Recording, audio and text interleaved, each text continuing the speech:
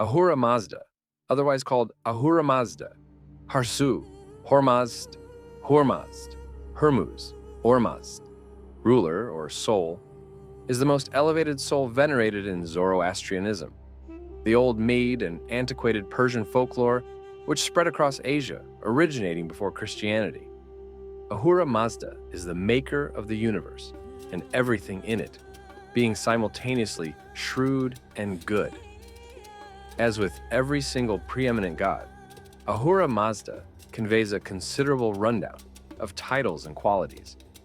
He is the preeminent being in Garathman, paradise, the uncreated soul. Past, separated, and without him, there isn't anything in presence.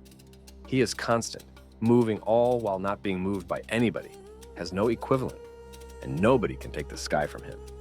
He leans toward the simply man, maintaining reality and appropriate way of behaving. Ahura Mazda made the twin spirits, Angra Mainyu, the disastrous soul, and Spenta Mainyu, the great spirit.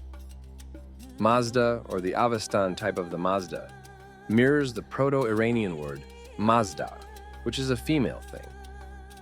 Considered the appropriate name of the god, it might likewise come from the Sanskrit word Medas, signifying insight or intelligence. During the Achaemenid period, the name was Ahura Mazda. During the Parthian, the type of Hormazd was utilized, and at last, in the Sasanian, we find the name Ormazd. Ahura Mazda was uncovered to the prophet Zoroaster Zarathustra through a dream he had when he was 30 years of age. At the point when Zoroaster was 15, then, at that point, as indicated by neighborhood custom, he was viewed as a grown-up and took up grown-up obligations. Since he was brought into the world during fierce times, he grew up scrutinizing the idea of exemplary nature and the contention of good clashing with evil. Thus, he left his home, residing in isolation between the ages of 20 to 30 on a mountain. At the point when he was 30, he took part in a spring celebration as an individual from a clerical family, and one of his obligations was to draw water from the most profound and most perfect piece of the stream for the morning service. Around here, the Deity waterway, he met the holy messenger, Vohumana. The element asked Zoroaster what his identity and was truly significant in his life. To which Zoroaster addressed that he needed in particular to be honest, unadulterated, and astute. By this response, he was conceded a dream of Ahura Mazda and his chief heavenly messengers, from whom he took in the rules that would prompt the religion referred to late as Zoroastrianism.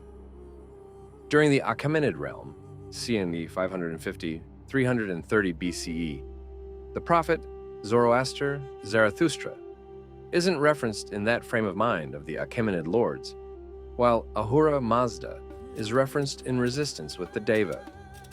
There are no strong connections between the lessons of Zoroaster and the Achaemenid lords, other than the accentuation on moral behavior.